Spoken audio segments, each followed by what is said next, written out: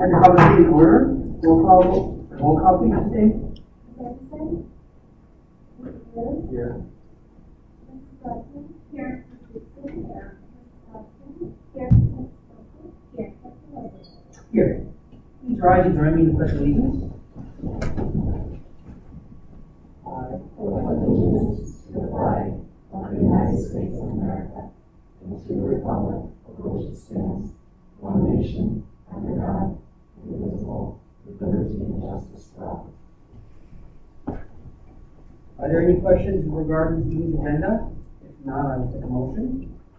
I move the board approve the agenda. Second? Motion been seconded by Ms. Brockman to approve the agenda presented. All in favor say aye. Aye. Any opposed? I will take a motion for a closed session. I move that we hold a closed session as provided in section 21.51J of the meeting law to discuss the purchase or sale of particular real estate where premature disclosure could be reasonably expected to increase the price the school district would have to pay or lower the price the board would receive for that property. Second? Motion been seconded by Ms. Hoskins that we hold a closed session as provided in section 21.51J of the open meetings law to discuss the purchase or sale of particular real estate where premature disclosure could be reasonably expected to increase the price the school district would have to pay or lower the price the board would receive for that property. Roll call vote, please, Ms. Mr. Rose? Yes. Mrs. Dodson? Yes. Mr. Dixon? Yes. Mrs. Dodson? Yes. Mrs. Temple? Yes. Mr. Rose? Yes. Vision statement. It is the vision of the Pleasant Valley Community School District to provide the finest academic and extracurricular activities in the state, not in some things, but in everything. Not for some students, but for all students. We don't have any guests today, so I will take some any issues or questions for the district from board members. Mr. Rivers. Nothing from the board. Scott. Nothing from the board. Ms. Brockman. Nothing from the Ms. Dixon. Nothing. Okay. Just a recognition, congratulations to our 6th grade math teams. Out of the top 10, Pleasant Valley Elementary buildings were represented, and 4 of our 5 buildings in the top 5. And we had 8 individuals in the top 10, so I think Pleasant Valley made us proud again this year. This year's Math B was hosted virtually, and our Missy Huff here at Belmont spent hours putting that together. So just a huge thank you to Missy. The Math B was 32 school teams represented, participated from our region, 128 students. So we do this for our own students, but we certainly do it for the students in the region as well. And so congratulations to all of our participants. Well, just a trailer. So in the area of math, at our next board meeting, we've got some folks that competed very, very high on the free math test that we'll be reviewing next time. So stay tuned, don't miss.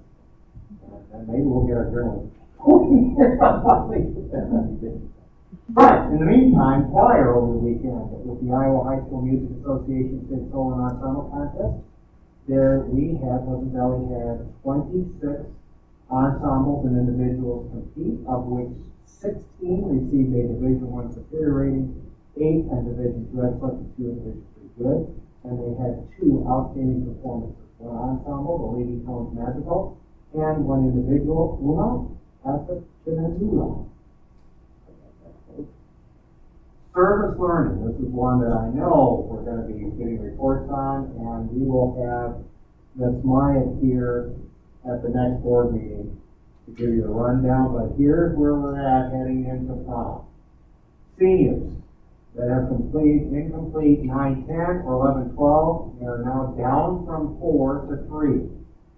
Students with 0 hours down from 40 to 34. Students with 0 to, or 0.1 to 9.99 hours, up from 8 to 9. Students with 10 to 19.99 hours, up from 14 to 11. And total seniors under 20 hours is down from 66 to 57, so all those metrics are going in the right direction. So the total of those 57 who have not seen me, and will complete their hours is down from 29 to 25. And then the total students with less than 20 hours who have not responded to email or anyway is down from 37 to 32. And the big ones here, the number of students have completed their 40 hours, the seniors, up from 237 to 251. And of those 251, the number who have completed over 40 hours from our last report is up from 160 to 170. So those that like service learning keep good service learning, and the others we got to drag along. So that's what I have to share with you now. And I know you're going to want to hear the next one, because at that point in time, that's when we'll have to be making some decisions. So I just want to let you know, as an ultimate meeting, here we are. So. We were a little bit concerned, I remember when Ms. Mott was here last time, about there was a certain amount of students that didn't have any contact with it. Do you know what the number is on that? 25. 25, but Yep. that still, yes, Yep. but it was a 30. Yeah. Okay. Well, as she says here, she says, those with less than 20 hours who have not responded to email is down from 37 to 32. Okay. So. Well, thank you for that update. Mr. Kinsey? I do that. Okay. Ms. Dana? Two things. One thing is this is really what you can announce to me that the show is outstanding out of town, and then I'm excited that we can improve for students. The other thing is a vastly updated Mr. Seriously? I just want to follow up with Dr. Lewis in the 6th grade math, and just kind of give you a little history there, so you recall how that all has played out over the years. Cindy and Misty are the ones who orchestrate that. Remember, a number of years ago, I'll say 5 to 6 years ago, the AEA here in town dropped having that math fee. So we worked with 4 other AEAs across the state where they each create a section for the test. Kathy Betts, who's an entire math teacher, creates a section for us. And so we actually, as she was saying, Missy orchestrates this for our entire AEA region. So we basically host it at the AEA, but if it was not for Missy and Cindy doing this, and Kathy's assistant, there would not be a math fee. So we're very appreciative of that continuing, and that was based upon parent concern a number of years when we lost that grade. That's all. Thank you very much for that. I've been asking about what was going on. But now usually there was also a state competition, so that no longer exists, correct? Correct. If I might add, along those lines about picking up the baton that gets dropped, so to speak, just to give you an update, you know that we were bombarded with a number of concerns about students not being able to take the SAT. They didn't take the SAT, and so we are scheduled to host 2 more this year.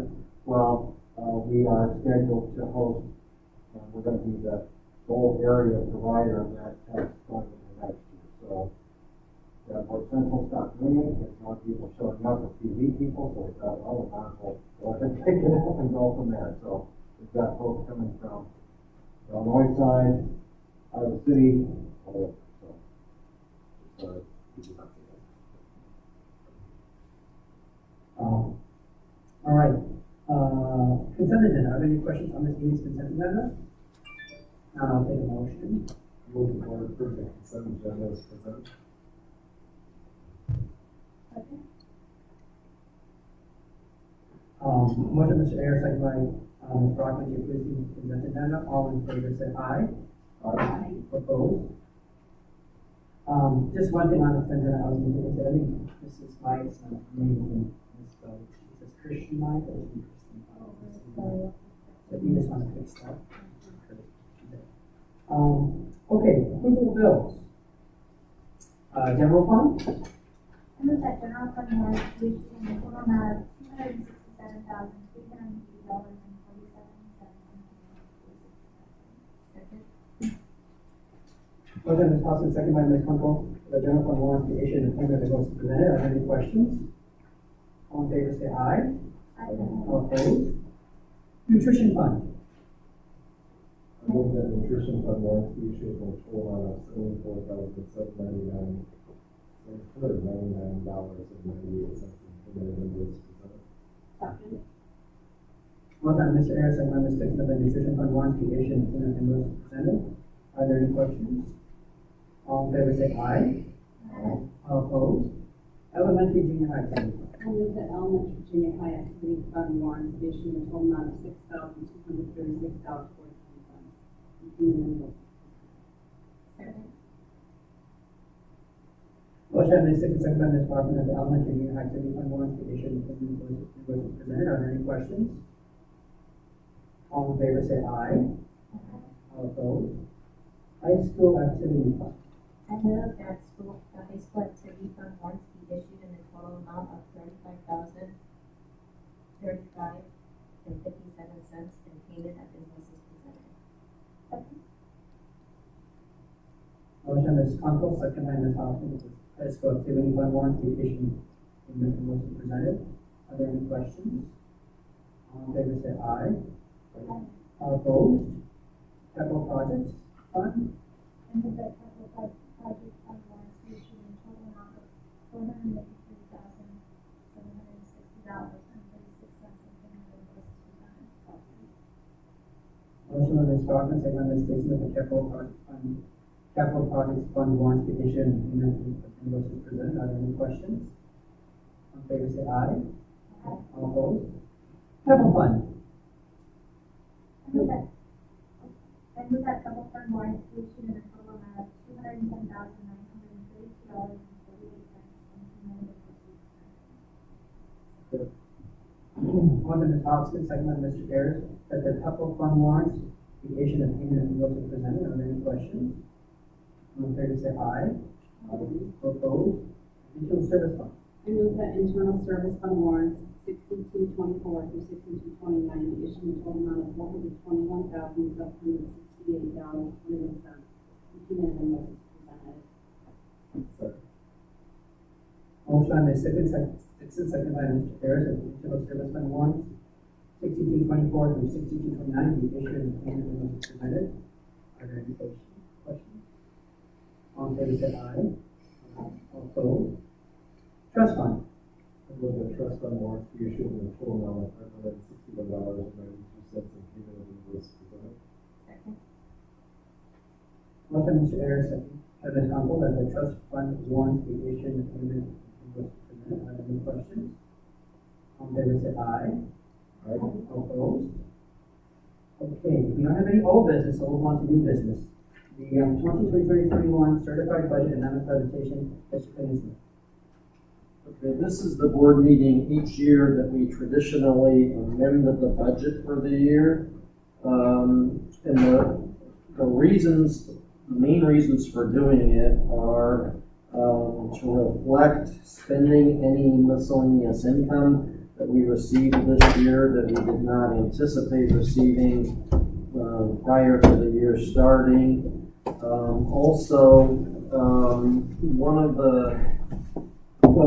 There's a section of Iowa Code section 257.7 that says the authorized expenditures of a school district may not exceed the lesser of. And the first one is the certified budget plus any amendments for the fiscal year, which that's what we're doing tonight, is amending the budget. And the second one is it cannot exceed the district's total authorized spending authority for the year, which includes the combined district cost for the year. And combined district cost is your certified enrollment times the district cost per pupil amount that is adjusted each year by the state, plus any miscellaneous income you receive for the year, plus our unspent balance from the previous year. So if you add those three things together, that's also what you're limited to spending each year. So you have a packet in your board packet, the one that we traditionally put in the board packet, that shows what our amended budget numbers would be. So if you looked at the page that's numbered page 2 in the packet, it shows there's 4 instructional areas 4 area functional areas in each school district in Iowa's budget.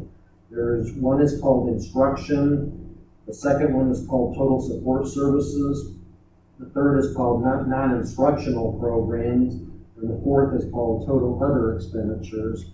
School districts are not allowed to exceed their budget in any of those 4 functional areas or overall as a total. So you can see on page 2, and this is what would have been published in the newspaper a week and a half or so ago. Instruction, we show the expenditures going from $40,091,336 to $48,085,385. Total support services from $17,848,534 to $21,169,797. Non-instructional programs, which most of that is our food service program, going from $2,386,244 to $3,004,457. And then total other expenditures, which most of that would be our capital expenditures in our capital projects fund. So, for example, the monies that we're paying for completion of building Forest Grove Elementary School and things like that. That one going from $20,347,371 to $31,388,776. So our total expenditures budgeted per this amended budget would go from $80,673,485 to $103,648,415. Now again, it's always been the practice in the district. This reflects the maximum amount that we could spend in the year. We do not plan on doing this because if we did this, it would bring our fund balances all down to 0. But we've always had the practice in the district of reflecting the maximum amount that we could spend in a year when we amend the budget. So that's what we're doing again this year, tonight. All the rest of the pages in the packet that's in your board packet are just the detail that shows by all of the different funds in the district the changes from the original budget to the amended budget. So I would take any questions if anybody has any questions. Otherwise, just need a public hearing and a motion. Anybody have any questions? Interest that you pay on the loan, where does that show up? That would be in Non-instructional program? the total other expenditures. That's what it is. Yeah. Anybody else have any questions?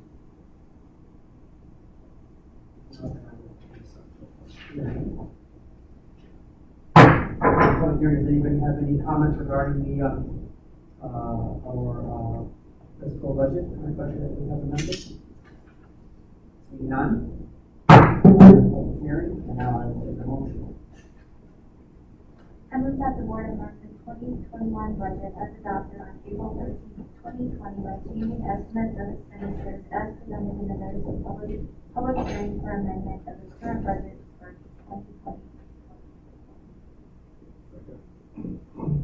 Okay, Ms. Hopkins, second by Mr. Ayers, that the board amend the 2020-2021 budget as adopted on April 13, 2020 by changing estimates of expenditures as presented in the notice of public hearing for amendment of the current budget for 2020-2021. Roll call vote, please, statement. Mr. Ayers? Yes. Mrs. Blackman? Yes. Mrs. Gibson? Yes. Mrs. Hopkins? Yes. Mrs. Temple? Yes. Dr. Wood? Yes. Okay, our next order of business is Forest Grove and upcoming projects. Mr. Schutz? So as we move out of April and into May, we're getting very close to turning over the Forest Grove addition to us, the building. So we're close in your board pack. You see some key dates. On the north side of the building, it has been cleaned already. That is completed. They'll be doing the punch list, I believe it looks like on April 29th of this week for that section of the building. Looking ahead, we'll have our construction meeting on Thursday. We'll either have the punch list for the rest of the building on the week of May 10th or May 17th. We'll kind of wait and see what transpires. Probably the week of May 17th, but they're coming down for a roof bid on the week before, so if we incorporated both of those, we'll do it that week, but we're getting very close. This week, if you drive out there, they should be finishing up the west drive that had not been done and had not been paved yet. That'll be put in. Just need a couple weeks for that to cure. And then May 1st, we'll start the landscaping. Then May 18th, we're scheduled right now to have our first semi arrive with all of our furniture. And what we're gonna do, there's 6 semis that'll be coming in. They'll bring one in one day, unload it, bring it into the school, get that set up and all torn down. And then the next semi will come in the next day. We'll keep doing that until about June 1st is when our goal would be. So I think when you look at a date on there, June 4th, one thing we're looking at right now would be to move kindergarten open house to that Friday. It's the last day of school. And we're hoping that we can allow our 44 roughly families to come in, do our open house that day. It's the last day of school where we have we're out at 1:40 that day, with our dismissal. So our 2 kindergarten teachers, our nurse, principal, some other aides, office staff would then go over to Forest Grove and have the open house that night so the kindergartners can see their actual school before we move this summer.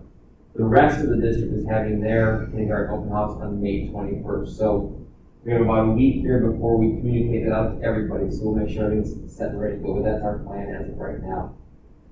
And then June 5th, I think we're set for our playground installation out there, the first day at least. And then maybe for us to look at June 14th, maybe the board tour beforehand to go out and let all of you see the school before our board meeting on the 14th, if that works in your schedule. That'd be an option. I can't remember when we have some sort of grand openings in the fall. Exactly. Before school starts in August, we'll have an open house ceremony. We'll bring in a number of people. Exactly. Yep. So we'll do that. So before we leave tonight, we'll look at schedules to see if the 14th will work for a way to do that. The other update I wanted to give you is we have been in communication with the city of Eau Claire. The picture on the screen is not perfect. We have a colored copy, but at least gives you an idea. This will be a 2-summer project, what they're working on right now. As we've talked about previously, they're going to redo Wisconsin Street from roughly 26th, which is 15th Street in Eau Claire is where the fire station is. The next one to the west is 26th. They have previously kind of widened and redone that section previously, so it's really 26th to the junior high, and then from Valley Drive all the way to the junior high, and Wisconsin's 35th, which you kind of see the tail end of this map here. They will be resurfacing that road as well. The plan right now is for this summer to do the culvert work. So every culvert that runs from the Claire out to the junior high and from Valley Drive to the junior high will be tore out, resurfaced, repaved over. So that work will be done. Then the next summer, which is the summer of 22, they would come in and do the roundabout and then actually repave the roads at that time. So that is kind of the 2-phase project. The roundabout that you see, just north of the roundabout, you kind of see a dotted line, a triangle. That equates to about 0.38 acres. We will work with the city where we would basically give them that land. They buy it from us probably for $1, and they would have that land. So it allows them to move that roundabout a little bit north into our land versus heading more into that farmland and getting closer to the bridge. Just gives us a little bit of space there. The other thing that they're currently discussing right now, it's kind of a long-term project discussion. You can see that black line, it's actually about a 10-foot bike trail or walking path that they're thinking about putting from LeClaire to the junior high. And eventually there'd be one that would run on 35th Street to junior high too, like coming out of Pebble Creek. The Pebble Creek one would not occur until they put a new bridge on. Because the federal government would say, if we're going to put a bike trail there, that they would widen that bridge enough to make it safe that you have a bike trail across it. So right now, I-80 from the exchange of 280 down to the river is currently being discussed for our next 5-year project. So when all this transpires, that's probably when they put the bike trail there. We don't want kids crossing that bridge right now. It would not be safe. So the city will continue to look at, do they add the bike trail on the north side of Wisconsin now, or do they do it later? They'll work through that. But I mean, ultimately their goal is to have a bike trail coming out towards the junior high. You just saw the paper here, I think it was last week, they're looking at putting a new subdivision in just to the northwest of the fire station, the west side of 35th, not 35th, but 15th Street, which could bring 100+ homes over time as well. So again, we're seeing some nice growth out there.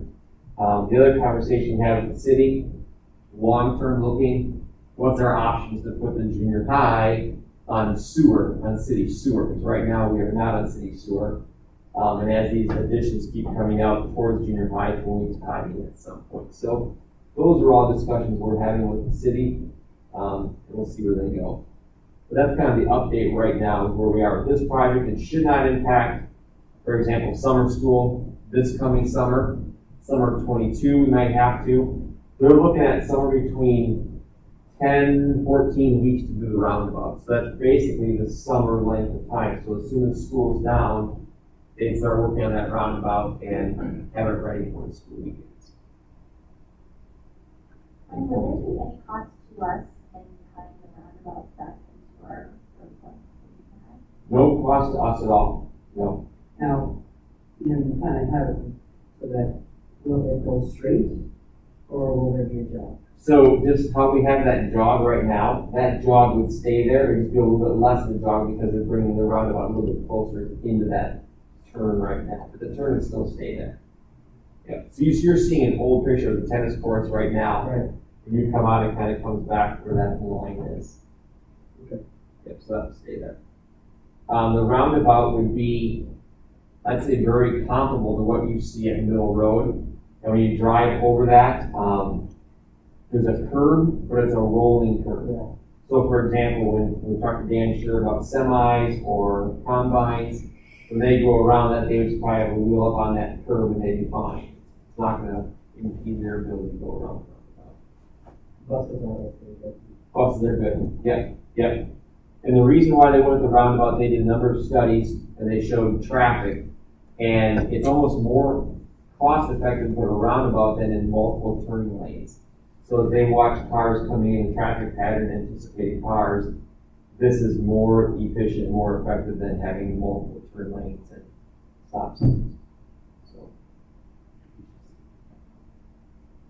I was thinking maybe we'll send out directions on how to use it. yeah, Seems like people don't know how to use that. They just use it as a stop sign. yeah. And what you'll see right now in this picture, you can kind of see to the left, actually left, right, and to the south of that roundabout, you see where it kind of has the islands. Yeah. And you see where the island is split. Yeah. When they first build it, they will have that as a solid island. And then when we get to the point where we have the bike trails, they would come in and cut those sections out and have those as crossing points in all the roundabouts. But from a safety standpoint, they said it's better just to fill them all in to start and go that direction. So there are those medians all around to help guide the traffic. When you mentioned the selling, you have to sell some of the land there to make the roundabout happen. Yeah. Are we selling it for the low cost just because it's beneficial for our school district for that to try to help with traffic? Yep. Because we're not helping to pay for cost. Exactly. Yep. So it's going to donate that land to them to allow them to come into our. And you look at long term, that area of land is not really going to impede any progress we would have in terms of development. Because we have the walk just to the north, I'll call it, say 2 o'clock on this map. That's where our retention pond sits right now. So there's no building there. So you know how often they check like the integrity of that bridge out there? Because I'll tell you, I will not go on that bridge when there's 3 buses in front of me. Or 2 buses, however many can fit, I just go for the station. And I've noticed that the buses sometimes now stop before the bridge. They don't go forward until the people all the way across. I was just curious, I don't know how, I would imagine it's a buildable bridge, but I don't know what it looks like when you check it out. Yeah, so we talked to like every year they come out and assess it. Like last year's meeting, just before school started, the day before, they were out there doing some patchwork, filling things in, so they assessed it there. Yeah. I would have to believe though, when that survey comes through in 5 years and they start this project, that would be one of the bridges that will be totally taken out and the new one comes in, which we'll have to work through what that looks like from us and moving around, coming in different directions. Any other questions? Okay, there's no further motion on that. Move on to the monthly financial reports for March of 2021, Mr. Stevenson. Okay, I don't have anything new that's, unusual to point out on the monthly financials. Same things that I pointed out, most of the year I pointed out, in the nutrition fund, of course, food sales are down 78% from a year ago, but that's mainly because we're not still charging for the basic lunch here in the school district. However, federal reimbursement is up 141.5% from a year ago because they are making up the difference and then some, I believe, on what we're not getting for the money, for the revenue from food sales in the district. Which we're not also not getting state reimbursement either this year in the nutrition fund. And then food purchases in the nutrition fund, you can see those are also down 44.9% from a year ago. And I think that mainly had to do with when they were hybrid and serving goods every other day. So. And then the other fund that I pointed out a couple months now that is mainly affected is the activity funds, of course. You can see on page 7, the revenue in the activity funds is down about 43.7% from the year ago, and expenses are down 35.7% from what they were a year ago. But the overall fund balance is only down by about $17,000 from $763,000 or so at this time a year ago, down to just under $747,000 in the activity funds at the end of March. So that's the other one where it's pretty evident COVID has affected that fund. And just to follow up on that, we've been in communication with Deanne Kramer, asking her how that impacts what we do and anything of that nature. She feels like she's in a good spot moving forward. The legislation has allowed where, if need be, you can take money from your general fund because of COVID and not going to have events. We could transfer money over to her account if need be. So we'll continue to work with her. If she needs those funds, we can transfer that at this point in time. Did she kind of feel like she's okay because she had kind of a balance in there that kind of offset the loss this year? Correct. And then along with each of our teams have special accounts, so they can purchase some things from special accounts as well. And we feel like she's in a pretty good place. The thing that's going to put pressure on is when, I don't know how to say this, the non-revenue sports start qualifying for state, and then you're going out in hotel and travel and all that kind of stuff. But you don't have the revenue from the basketball, football to help do that. That's where she starts feeling some strain. But boy, she's done an outstanding job making it very clear to coaches and stuff. You go out there, you compete. As if this isn't vacation, we're not going out there to spend an extra day on either end or all that kind of business. It's all business. Any questions? When you look at the, I know that you're comparing it to last year. How about just like month of March this year versus month of March last year? Or month of the month, how have you been doing on a normal year, like in the nutrition fund? Or sales and things been similar? You mean to what? Okay, so we looked 2 years ago. Yeah, March 2019, yeah. Yeah, I believe we're pretty similar to what we were. Okay. Would be what we were. Okay. Would have been pre-COVID. And Andrea has said, ironically, that our kids who are buying lunches and the reimbursement we receive back, the federal reimbursement is actually higher than we normally have for what kids have paid.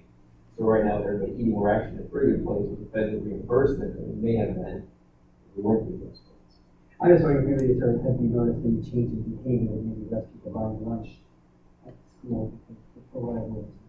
No, very good. Okay. Also remember, the state actually told us that our nutrition fund was, they felt higher than it needed to be when they did an audit a couple of years ago. So this wasn't how we planned on doing it.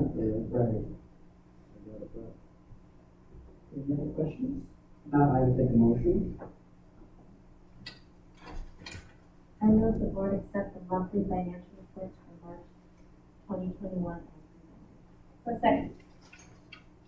Motion by Ms. Kunkel, second by Ms. Dixon, that the board accept the monthly financial reports for March 2021 as presented. Roll call vote, please, Ms. Dixon. Ms. Anderson? Yes. Mr. Ayers? Yes. Mrs. Blackman? Yes. Ms. Dixon? Yes. Mrs. Martin? Yes. Mrs. Kunkel? Yes. Dr. Williams? Yes. Okay, so that concludes the public part of our meeting. So now we are going to go into executive session.